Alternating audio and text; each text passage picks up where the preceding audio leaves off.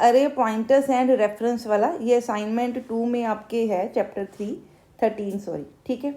अब वो क्या कर रहा है, अरे ऑफ ऑब्जेक्ट्स। जैसे सपोज बच्चे तू इंटीजर टाइप अरे बनाती थी ना, ठीक है, तो क्या होता था, एक अरे बनता था, ठीक है। इंटीजर के कितनी बाइट्स होती हैं, 2 बाइट्स या 4 बाइट्स, जितनी भी आप लेते हो, ठीक है, कंपाइलर के हिसाब से। सो पहली पोजीशन आपकी सपोज 100 है, तो अगली 102, 104, 106 एंड टोन 0 से लेके 9 इंडेक्स तक ये अरे में वैल्यू स्टोर हो जाती थी, ठीक है। सो अगर वैल्यू पहली पोजीशन है तो उसको हम क्या बोलते हैं, ए ऑफ 0। सेकंड पोजीशन वाली वैल्यू को क्या बोलते हैं, ए ऑफ 1। थर्ड पोजीशन को क्या बोलेंगे, ए ऑफ 2। फोर्थ पोजीशन को क्या बोलेंगे, ए ऑफ 4, ठीक है। यहाँ पे आप अरे जो ले रहे हो, आप इंट ले सकते थे, फ्लोट ले सकते थे, करैक्टर ले सकते थे। अब इसकी जगह पे हमने क्या लेने हैं, ऑब्जेक्ट्स लेने हैं, ठीक है। सो डेटा टाइप क्या है, क्लास, ठीक है। जैसे सपोज कोई मैंने क्लास ए नाम की बना दी, तो ए टाइप के मैं एक की जगह पे एक से ज़्यादा ऑब्जेक्ट बना सकती हूँ। तो ये जो आप बना रहे हो इसको बोलते हैं अरे ऑफ एन ऑब्जेक्ट, ठीक है। ठीक, क्लियर है। तो यहाँ पे अब एक ऑब्जेक्ट की जगह पे कितने ऑब्जेक्ट बनेंगे, 10 ऑब्जेक्ट बनेंगे, ठीक है। उसका नाम O1 है, उसका इंडेक्स नंबर 0 होगा, 1 होगा, 2 होगा, 3 होगा and so on. Last index क्या हो गया, 9, ठीक है। जैसे उसने बच्चे ये क्लास बनाई है, अब इस क्लास में उसने क्या किया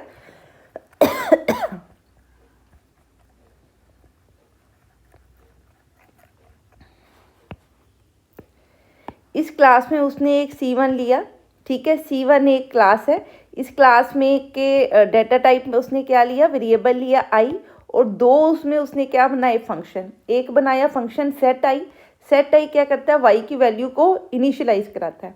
देखो आप इसकी जगह पे इनपुट नाम भी यूज़ कर सकते हो, गेट नाम भी, ये कुछ जनरल से नाम है। गेट यूज़ कर रहे हो, इनपुट यूज़ कर रहे हो, सेट यूज़ कर रहे हो, ये स्टैंडर्ड एक तरह के कह ले कि जनरली हम इन फंक्शंस के नाम को यूज़ करते हैं डेटा में वैल्यू को स्टोर करने के लिए, ठीक है। सो सेट में मैंने पैरामीटर भेजा, ये क्या बच्चे हो गया, लोकल पैरामीटर। आई आपका क्या है, ऑब्जेक्ट या इंस्टेंस वेरिएबल, ठीक है। इसी तरह गेट फंक्शन है, गेट क्या, फेच करने के लिए, मतलब रिट्रीव करने के लिए। ये आई की वैल्यू क्या कर रहा है, रिटर्न कर रहा है। अब देखो मेन के अंदर आपने C1 टाइप के क्या बनाए, 3 ऑब्जेक्ट बनाए, ठीक है। तो क्या होगा, 3 ऑब्जेक्ट की जगह मिलेगी। अब ये देखो साइज कितना होगा हर ऑब्जेक्ट का। जैसे इंटीजर टाइप अगर आप अरे लेते थे तो उसमें क्या थी, इंटीजर अगर 4 बाइट लेता है तो 4 4 4 टोटल 12 बाइट्स सेट हो जाती थी। ये पोजीशन नंबर 1, ये 2 और ये 3 पे, ठीक है। ये अरे ऐसे काम करता था, ठीक है जी, क्लियर है। अब यहाँ पे क्या होगा, जो फंक्शंस हैं उसको अलग मेमोरी एलोकेट होती है, पर जो डाटा है उसको हर जगह पे अलग मेमोरी। मतलब ऑब्जेक्ट का नाम क्या है, OB, ये पोजीशन नंबर 0, ये 1, ये 2। इसका मतलब ऑब्जेक्ट 0 एक ऑब्जेक्ट है, ऑब्जेक्ट ऑफ 1 इंडेक्स पे भी एक ऑब्जेक्ट है, ऑब्जेक्ट ऑफ 2 इंडेक्स पे भी एक ऑब्जेक्ट है। तो कितने ऑब्जेक्ट हो गए बेटा, 3 ऑब्जेक्ट बन गए, ठीक है। तो हर एक के पास अपना क्या होगा, एक एक आई। ये ऑब्जेक्ट इंडेक्स नंबर 0 का आई है, ये ऑब्जेक्ट एट पोजीशन 1 का आई है, ये ऑब्जेक्ट एट पोजीशन 2 का आई है, ठीक है। अब ये याद रख कि अगर सपोज इस क्लास में तूने कंस्ट्रक्टर बनाए होते ना, ठीक है, तो क्योंकि ऑब्जेक्ट अरे 10 बार बन रहा है, क्या अरे है, उस अरे में कितनी वैल्यूज है, 10 है, तो कंस्ट्रक्टर कितनी टाइम्स चलता, 10 टाइम्स चलता। अब तू अगर कोई एक कंस्ट्रक्टर यहाँ पे C1 बना और उसमें हेलो प्रिंट करा के देख ले कि क्या ये हेलो 10 बार प्रिंट हो, सॉरी 3 बार प्रिंट हो रहा है। क्योंकि अगर अरे में ऑब्जेक्ट 3 बार बन रहा है तो इसका मतलब कितने ऑब्जेक्ट इनिशियलाइज हुए, 3 ऑब्जेक्ट क्रिएट हुए। तो उसके लिए हर ऑब्जेक्ट के लिए ये कंस्ट्रक्टर चलना चाहिए। तो ये कंस्ट्रक्टर कितनी बार चलेगा, 3 बार, ठीक है। अब ये क्या कह रहा है, अब इस अरे की जो डाटा है उसको एक्सेस करना है तीनों के, तो हमने क्या लगा देनी, ये लूप लगा देनी। कैसे लूप लगाई, एक लूप लगाई जो कहाँ से चल रही है, 0 से 2 तक। अब ये ध्यान रख, ये वाला आई और ये वाले आई बिल्कुल डिफरेंट है। ये आई क्या है, लोकल टू द मेन, ठीक है। और ये वाले आई जो हम जिसकी बात कर रहे हैं, इस वाले आई की, ये अगर ऑब्जेक्ट क्रिएट कर रहे हो तो उस ऑब्जेक्ट का आई होगा। ठीक है, this is called a object variable और इंस्टेंस वेरिएबल। ठीक है, सो अब मैंने फॉर लूप लगाई i इज इक्वल टू 0 से लेके i less than equal to 2 तक, क्योंकि लास्ट इंडेक्स क्या है 2। अब मैं चाहती हूँ इसके फंक्शन में डाटा को स्टोर भी करना चाहती हूँ और डाटा रिट्रीव भी करना चाहती हूँ। आप ऐसे भी कर सकते हो। ठीक है, तो यहाँ पे मैं क्या कर रही हूँ, ऑब्जेक्ट को कॉल कर रही हूँ। जैसे सपोज मैं कोई x वेरिएबल ले लेती हूँ। ठीक है, मैं सी इन कराती हूँ x कि x में कोई वैल्यू आ गई। सपोज x में उसने 20 डाल दिया कीबोर्ड से। ठीक है, अब वो x मैं किस में डालना चाहती हूँ, ऑब्जेक्ट ऑफ i में। ठीक है, सो ऑब्जेक्ट ऑफ i मतलब इस पोजीशन की ये वैल्यू सेट करना चाहती हूँ, या इस पोजीशन की ये वैल्यू सेट करना चाहती हूँ, या इस पोजीशन की ये वैल्यू सेट करना चाहती हूँ। इट मीन्स मैं ये सेट फंक्शन या इस ऑब्जेक्ट के लिए कॉल करना चाहती हूँ, या इस ऑब्जेक्ट के लिए, या इस ऑब्जेक्ट के लिए। तो मैं क्या लिखूँगी, ऑब्जेक्ट, उसकी इंडेक्स पोजीशन डॉट क्या लिखूँगी, फंक्शन का नाम क्या है, सेट आई। ठीक है, और उसमें वो वैल्यू दे दूँगी जो आपने एंटर करानी है। इसने ऐसे रैंडमली दे दी i+1, आप कुछ भी दे सकते हो, इसलिए मैंने यहाँ पे सीन करा ली वैल्यू कि यूज़र से मांगो x की वैल्यू। सो जो भी x में हो वो इसको पास कर दिया, इस पैरामीटर को। जब ये x पास हुआ तो ये सेट वाला जो फंक्शन है, ये जो सेट वाला फंक्शन है, ये किसके लिए चलेगा, ये किसके लिए चलेगा, उस ऑब्जेक्ट के लिए जिसने उसको कॉल किया। ठीक है, सो सेट के x में ये x कहाँ पास हुआ, ये x j में पास हुआ। ठीक है, कॉल बाय वैल्यू करके। ठीक है, हो गया पास। अब ये j वाली वैल्यू i में जाएगी। ये कौन सा i है, ऑब्जेक्ट का i। कौन सा ऑब्जेक्ट, जिसने फंक्शन को कॉल किया है। ये कौन सा ऑब्जेक्ट है, इन्वोकिंग ऑब्जेक्ट। तो ये हो सकता है 0 पोजीशन वाला ऑब्जेक्ट हो सकता है 1 पोजीशन वाला हो सकता है 2, क्योंकि लूप लगी है ना, तो टर्न बाय टर्न होगा। पहले ये 0 के लिए चलेगा, फिर 1 के लिए चलेगा, फिर 2 के लिए चलेगा। इसका मतलब तीनों ऑब्जेक्ट्स के लिए आपने सेट इंडेक्स चला दिया और 3 बार ये कीबोर्ड से डाटा एंटर कराया और इसके ऑब्जेक्ट्स में वैल्यू डाल दी। मान लें x की वैल्यू बार बार आप चेंज करके किसी में 20 दे रहे हो, किसी में 40 दे रहे हो, किसी में 60 दे रहे हो, तो सेट इंडेक्स से वो वैल्यू हम किस में डाल रहे हैं, इन ऑब्जेक्ट्स में वैल्यू डल गई। ये एक्चुअली उसको ये देने का मतलब है कि आप अगर ऑब्जेक्ट को उठाना चाहते हो या उसके ऊपर कोई भी काम करना चाहते हो, तो आप ऑब्जेक्ट को उस इंडेक्स पोजीशन के साथ उठा सकते हो। ठीक है, क्लियर है। इस तरह से हम इसके साथ काम करेंगे। अब फिर उसने एक दोबारा लूप ली, उसने क्या किया, वैल्यू रिटर्न कराई। देख बच्चे, ये वैल्यू रिटर्न करा है, तो ये फंक्शन को जहाँ पे भी कॉल करोगे वहाँ रिटर्न करेगा। सो मैंने लूप के अंदर, सी आउट के अंदर ही क्या करा लिया, ये लूप लगाई ना, 0 से लेके 3 लेस देन 3, मतलब पहले ये वाला एलिमेंट, फिर ये वाला एलिमेंट, फिर ये वाला एलिमेंट, 0 पोजीशन, 1 पोजीशन, 2 पोजीशन, तीनों के लिए मैंने क्या चलाया है, गेट आई फंक्शन। अब ये फंक्शन चल कहाँ पे रहा है, ये फंक्शन चल कहाँ पे रहा है, लूप के अंदर। तो पहले i की वैल्यू 0 के लिए चलेगा, फिर i की वैल्यू 1 होगी, फिर i की वैल्यू 2 होगी, तो ये इंडेक्स चेंज हो जाएगा। सो गेट आई क्या करेगा, पहले ये ऑब्जेक्ट ऑफ 0 डॉट गेट आई चला। ठीक है, सो ऑब्जेक्ट 0 के i के अंदर क्या पड़ा है, 20। तो जब ये रिटर्न आई चलाएगा तो किसका रिटर्न किया इसने, इस ऑब्जेक्ट का 20। सो कहाँ रिटर्न होगा, जहाँ पे उसको कॉल किया गया, सी आउट में कॉल किया गया ना, तो यहाँ वैल्यू 20 आ जाएगी और वही स्क्रीन के ऊपर क्या हो जाएगी, प्रिंट हो जाएगी। इसी तरह i इज इक्वल टू 1 के लिए इसकी value, i is equal to 2 के लिए इसकी वैल्यू। ठीक है, पर तेरे को बेसिक अरे पता हो गया तो तेरे को समझ में आएगा ये कॉन्सेप्ट क्या है। ठीक है, समझ में आ गई कि अरे ऑफ ऑब्जेक्ट्स को हम कैसे क्रिएट कर सकते हैं। सिंपल सी चीज़ है, जैसे आप इंट का अरे बनाते हो उसी तरह आप ऑब्जेक्ट्स का भी क्या बना सकते हो, अरे बना सकते हो। ठीक है जी, क्लियर है।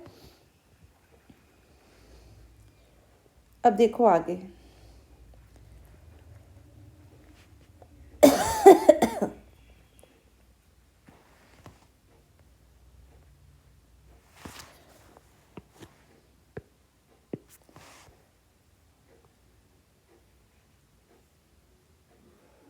अब ये देखो वो क्या कहता है, वो कहता है कि अगर आपके पास क्लास के अंदर पैरामीटराइज्ड कंस्ट्रक्टर है। पैरामीटराइज्ड कंस्ट्रक्टर कैसे, मैंने बताया था कि आप कंस्ट्रक्टर में क्या पास कर रहे हो, पैरामीटर पास कर रहे हो। जैसे अगर क्लास में ऑब्जेक्ट 1 क्रिएट कर रही हूँ तो बीच में पैरामीटर पास कर रही हूँ कोई 2, तो ये 2 ऑब्जेक्ट के जो भी वेरिएबल का नाम होगा उसके अंदर जाके क्या हो जाए, स्टोर। ठीक है, ये हमने पढ़ा हुआ है, क्लियर। सो ये करने के लिए आपको क्या करना पड़ेगा, वो कहता है ये करना है तो क्या करना पड़ा है, पैरामीटर बनाया, ये लोकल वेरिएबल है, ठीक है, ये ऑब्जेक्ट इंस्टेंस है, यह ऑब्जेक्ट का वेरिएबल होगा। ये कब क्रिएट होगा, आई, जब कोई ऑब्जेक्ट C1 का बनेगा। ये कब क्रिएट होगा, जब ये कंस्ट्रक्टर एग्जीक्यूट होगा या कॉल होगा।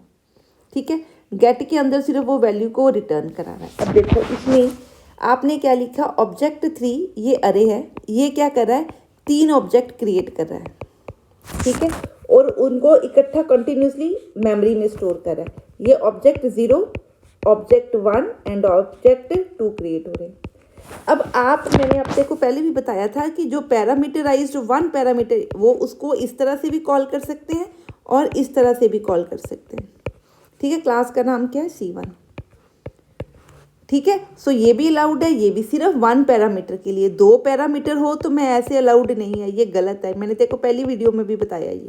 ठीक है, सोरा करके देखना इसको एक एक करके, फिर तेरे को समझ में आ जाएगा ये क्या कह रहा है। वो कहता है कि अगर ये मैं क्रिएट कर रही हूँ ऑब्जेक्ट 3 इज इक्वल टू 1 2 3, तो ये चल जाएगा। इसका क्या मतलब, ये क्या करेगा, ऑब्जेक्ट 0 बनाएगा, ऑब्जेक्ट 1 बनाएगा, ऑब्जेक्ट 2 बनाएगा। ये डिफाइन कर रहा है, 3 ऑब्जेक्ट क्रिएट हो रहे हैं।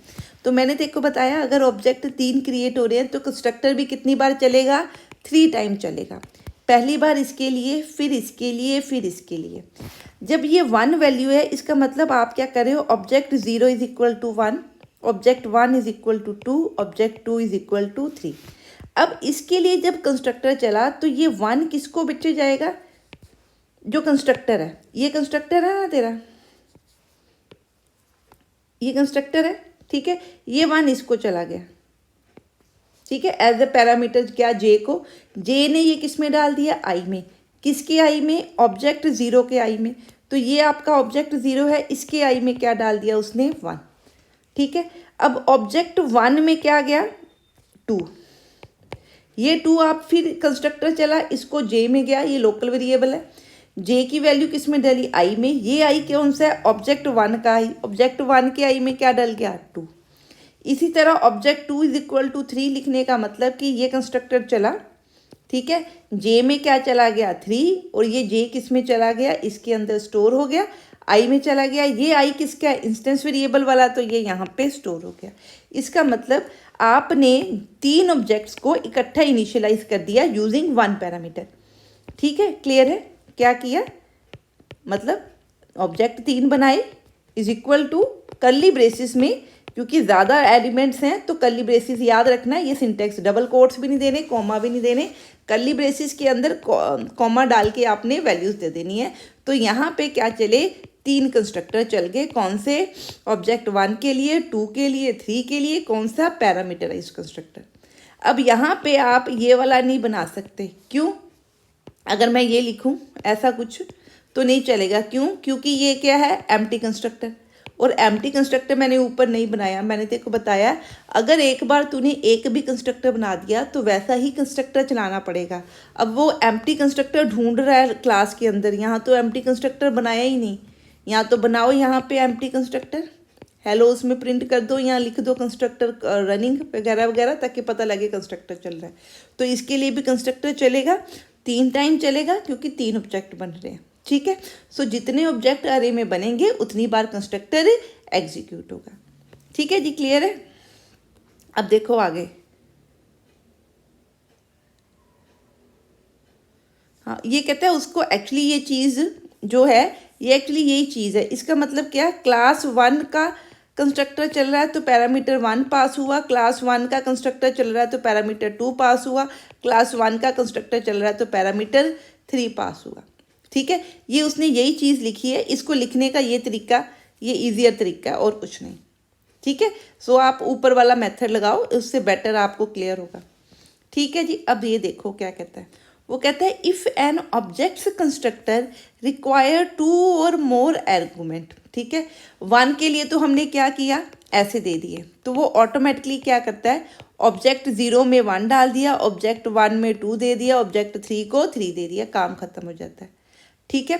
सो अगर आपने 2 पैरामीटर वाला इनिशियलाइज करना है तो कैसे करोगे? देखो, आपने एक क्लास बनाई सपोज, उस क्लास में देखिए कॉम्प्लेक्स नंबर वाला जो असाइनमेंट है ना तेरी, वो कुछ ऐसा सा ही काम है, एक रियल पार्ट है, एक इमेजिनरी पार्ट है।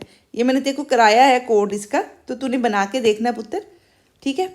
अब सपोज मेरे पास एक क्लास है, से सी ले लेती हूँ, C1 नाम दिया है, उसमें 2 वेरिएबल हैं, से A, B। ठीक है। अब मैं एक कंस्ट्रक्टर बनाना चाहती हूँ जिसके अंदर XY पास करूँ, ये लोकल वेरिएबल है। ये कंस्ट्रक्टर जब भी चले वो इन A, B में क्या कर दे? वैल्यू स्टोर कर दे। इसका मतलब y किस में स्टोर करी हूँ? B में। x किस में स्टोर करी हूँ? y में। ठीक है। अब जब मैं इस क्लास का बाकी आगे फंक्शन आपने बना दिया, जैसे उसने गेट का बना दिया, गेट i मतलब i की वैल्यू रिटर्न करे, गेट h मतलब h की वैल्यू रिटर्न करे, और ये कंस्ट्रक्टर बना दिया उसने विद 2 पैरामीटर। ठीक है। अगर आपने 2 पैरामीटर वाला कंस्ट्रक्टर बनाया तो ऑब्जेक्ट क्रिएट करते हुए 2 पैरामीटर देने ज़रूरी हैं, क्योंकि दूसरा कोई कंस्ट्रक्टर नहीं बना तो ये एग्जीक्यूट नहीं होगा। ठीक है। अब इसको चलाएं हम, तो क्या करेंगे? C1 टाइप का सपोज मैंने ऑब्जेक्ट बनाया, 3 ले लिए। ठीक है। अब इस 3 के अंदर मैं कितने पैरामीटर पास करना चाहती हूँ? ठीक है। 3 मतलब हाय ये सारा फंक्शन ही हट गया, रुक जा मैं देखती हूँ। C1 टाइप क्लास ली, उसमें 2 वेरिएबल लिए A, B, कंस्ट्रक्टर बनाया, उसमें X, Y पास किया, और X में डाल दिया, A में डाल दिया X, B में क्या डाल दिया? Y। ठीक है। अब बाकी इसमें फंक्शन बना दिए। अब जब मैं इस A टाइप के सपोज कोई ऑब्जेक्ट बना रही हूँ, 3 ऑब्जेक्ट, तो कितने ऑब्जेक्ट बच्चे बने? 3 ऑब्जेक्ट बने। O(0), O(1) और O(2). उसको देखने आने का तरीका कैसे है? ये O इंडेक्स नंबर 0, ये इंडेक्स नंबर 1, ये इंडेक्स नंबर 2, 3 ऑब्जेक्ट बन गए। अब तीनों ऑब्जेक्ट के पास ए भी होगा, ऑब्जेक्ट पैरामीटर अपने अपने। इसका मतलब जब मैं इसमें पैरामीटर पास करना चाहती हूँ, अब यहाँ पे क्या है, मेरे को यहाँ स्पेशल ये कॉल करनी पड़ेगी, नहीं तो ये एग्जीक्यूट नहीं होगा। मैं क्या कहती हूँ? ऑब्जेक्ट 3 मैंने ऑब्जेक्ट बना रहे हैं अरे के फॉर्म में, कर्ली ब्रेसिस में मैं पहला कंस्ट्रक्टर चला रही हूँ। ये जो C1 है ना, ये क्लास का नेम है। ये यहाँ मैंने A लिखी है तो आप A लिख दो, अगर क्लास का नेम B है तो B लिख दो, C है तो C, जो क्लास का नेम है। डबल कोट्स डालनी, सॉरी ये पैरेंथेसिस डालनी है। अब इसके अंदर आपने पैरामीटर पास कर देने हैं। अब ये भी क्या है? ये कंस्ट्रक्टर ही चल रहा है बच्चे, पर ये कंस्ट्रक्टर किसके लिए है? ये कंस्ट्रक्टर चल रहा है ऑब्जेक्ट एट पोजीशन 0 के लिए। ठीक है। कॉमा डाल के फिर मैंने कंस्ट्रक्टर का नाम लिखना है, फिर पैरामीटर पास कर देने। ठीक है। अब ये जो कंस्ट्रक्टर चल रहा है ये किसके लिए चलेगा? ऑब्जेक्ट नंबर 1 के लिए। कॉमा डाल के फिर मैंने क्या कर देने हैं? Parameter pass. ये अब कंस्ट्रक्टर चल रहा है किसके लिए? ऑब्जेक्ट नंबर 2 के लिए। ठीक है।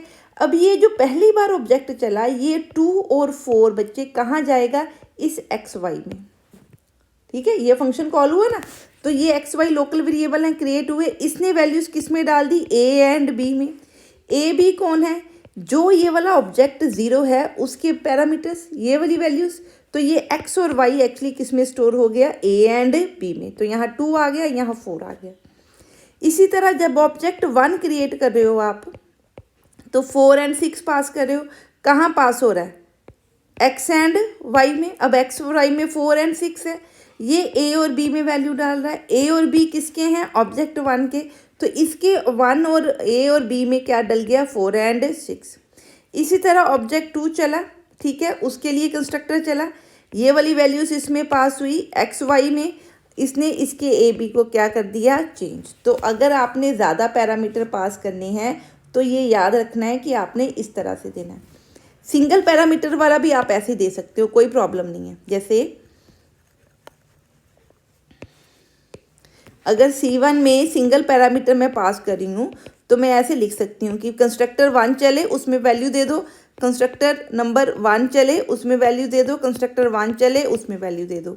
ये कंस्ट्रक्टर चल रहा है ऑब्जेक्ट एट पोजीशन 0 के लिए, ये कंस्ट्रक्टर चल रहा है ऑब्जेक्ट एट पोजीशन 1 के लिए, ये कंस्ट्रक्टर चल रहा है ऑब्जेक्ट एट पोजीशन 2 के लिए। इस तरह से आपके क्या है बच्चे कंस्ट्रक्टर चलेंगे। सो जब मैंने इन अरे की वैल्यूज़ को उठाना है तो मेरे को क्या लगाना पड़ेगा, लूप। ये आपकी इंडेक्स पोजीशन है। अब ये गेट फंक्शन कितनी बार चल रहा है, 3 बार। पहले चल रहा है object of I, I means पहली बार 0 होगा, फिर आई क्या हो जाएगा 1, फिर आई क्या हो जाएगा 2, फिर आप इसमें वैल्यूज़ स्टोर कर सकते हो। ठीक है बच्चे, अब देखो आगे, क्रिएटिंग इनिशियलाइज्ड वर्सेस अनइनिशियलाइज्ड अरेज। जैसे ये उसने एक पैरामीटर कंस्ट्रक्टर लिया, एक क्लास बनाती, ठीक है। अब वो कहता है here the constructor function definition by C1 requires 1 parameter, this implies that an array declared of this type must be initialised. क्यों? क्योंकि अगर कंस्ट्रक्टर एक पैरामीटर वाला है तो आपने जब ऑब्जेक्ट बनाने हैं तो पैरामीटर देना ज़रूरी है, क्योंकि एम्प्टी कंस्ट्रक्टर आपने बनाया ही नहीं। ये देखो वो दे रहा है, क्यों? क्योंकि वो कहता है कि मेरे को अगर ये आपने क्लास के ऑब्जेक्ट बनाए हैं 9, तो इन 9 ऑब्जेक्ट के लिए कंस्ट्रक्टर चाहिए, क्योंकि आपने एक कंस्ट्रक्टर बना दिया। तो अगर एक कंस्ट्रक्टर पैरामीटर वाला बनाया है तो यहाँ तो ये कौन से कंस्ट्रक्टर चलेंगे, एम्प्टी कंस्ट्रक्टर, जिसको डिफ़ॉल्ट कंस्ट्रक्टर चलते हैं। वो अंदर वाला इम्प्लिसिट वाला अब नहीं उठाएगा। क्यों? क्योंकि आपने एक बार बनाया तो बाकी भी वो क्या एक्सपेक्ट कर रहा है कि बाहर नज़र आए। तो वो कहता है कि यहाँ पे खाली वाला कंस्ट्रक्टर नहीं है, यहाँ तो खाली वाला कंस्ट्रक्टर आप एक बना दो, चाहे आई में उसमें क्या डाल दो 0। ठीक है, सो ये उसने यहाँ पे बताया कि आपको फिर इनिशियलाइज करना पड़ेगा। ठीक है, समझ में आ गई बात ये क्यों वो ऐसे एरर दे रहा है। ठीक है, क्लियर है। तो यही वो कह रहा है कि अगर आप एक कंस्ट्रक्टर बना रहे हो पर उसमें ऑब्जेक्ट बना रहे हो, अरे ऑफ ऑब्जेक्ट, जो यहाँ 34 ऑब्जेक्ट आप बना रहे हो, पर यहाँ पे कोई भी वैल्यूज़ उसके डाटा को नहीं दे रहे, तो ये अनइनिशियलाइज्ड है। तो इसके लिए ऑटोमेटिकली कौन सा कंस्ट्रक्टर चलेगा, ये एम्प्टी कंस्ट्रक्टर। तू प्रिंट करा के देख ले, अगर यहाँ पे तू इसके अंदर सी आउट एम्प्टी लिखेगी ना तो 34 बार एम्प्टी प्रिंट होगा। ठीक है, ताकि तेरे को पता लगे कि क्या ये कंस्ट्रक्टर चल भी रहा है या नहीं चल रहा। अब ये तूने क्या किया, ये पैरामीटराइज वाला, क्योंकि एक एक पैरामीटर सब में पास कर दिया। सो A1 0, A1 1, A1 2। सो यहाँ पे A1 में 3 पास करी है, 5 दे रही है और 6 दे रही है। किसको दे रही है, इस आई मतलब इस पैरामीटर के थ्रू, जैसे भी हम तेरे को समझा दिया मैंने कैसे देना है। ठीक है, सो ये इनिशियलाइज कर रहे हो वैल्यूज़ को, ये अनइनिशियलाइज कर रहे हो, तो फिर दोनों के लिए कंस्ट्रक्टर देना पड़ेगा। ठीक है जी, क्लियर है।